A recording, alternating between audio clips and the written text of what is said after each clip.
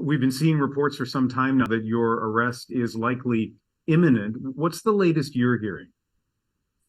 Well, Ian, there are 180 cases against me.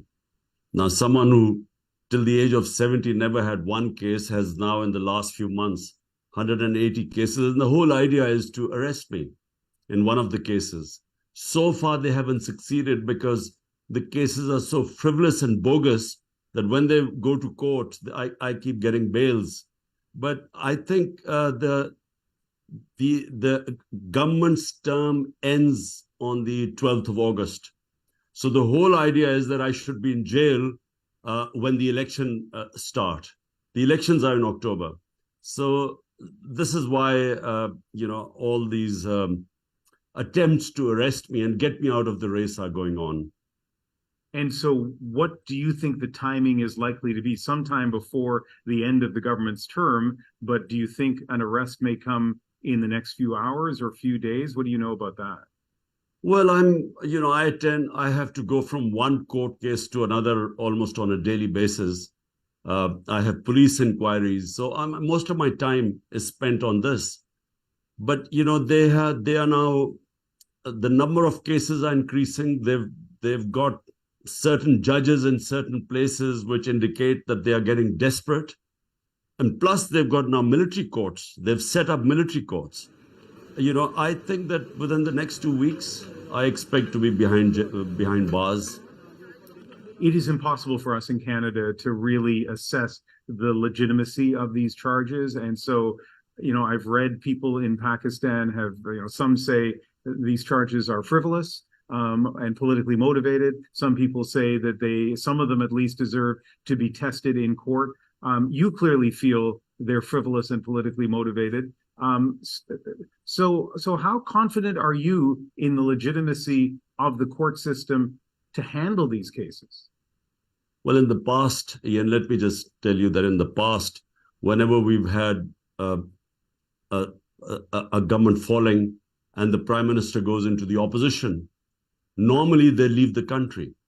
I mean, the two prime ministers, Benazir Bhutto and Nawaz Sharif, the moment they were out of power, they left the country two times.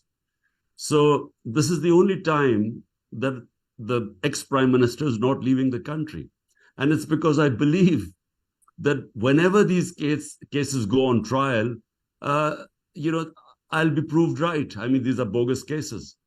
The only thing is that from the government's point, the reason why they are piling up these cases is because of the elections coming up. And what they hope is that they would get a conviction in one of the cases, and I will go into appeal to the Supreme Court. But meanwhile, the elections will be over and I would be disqualified for the elections. So this is why this whole exercise is going on. Pakistan is in a politically, strategically sensitive part of the world. It is a nuclear power. There are a lot of reasons for the West to want stability in Pakistan. What needs to happen for there to be that stability? Well, what are supposed to be the Western values? And Western values are democracy, rule of law, free speech, no arbitrary punishments, custodial torture, all these things, protecting the fundamental rights, the human rights of the people. These are Western values. All these are being violated in Pakistan. We have no democracy now. We have an undeclared martial law. 10,000 of my workers are in jail today. All my senior leadership is either in jail or in hiding. And I have 180 cases and increasing. And worst of all, there were 25 people who were unarmed protesters who were killed on the 9th of May or 9th and 10th of May. No inquiry done on the killing of Pakistani citizens, and about over 100 have bullet wounds. Now, this victimization that is going on, what we expect from the Western countries is to talk about these values. The only way we will have stability in Pakistan are free and fair elections. And unfortunately, all this effort right now going on by basically the establishment is not to have free and fair elections.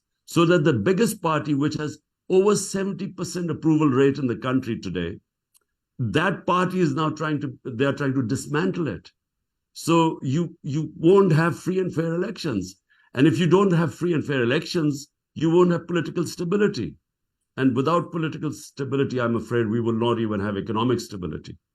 Is there a role for Canada that you'd like to see this country play in terms of achieving stability in Pakistan? All we want is that the Canadian political leadership should speak about this dismantling of our democracy that is going on. I mean, all the values preached by the Western countries, and especially when they criticize China or Russia on human rights, all human rights are being violated. So that's all we want.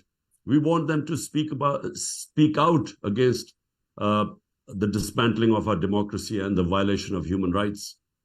Mr. Khan, thank you very much for speaking with us tonight. I appreciate it. Thank you, Ian.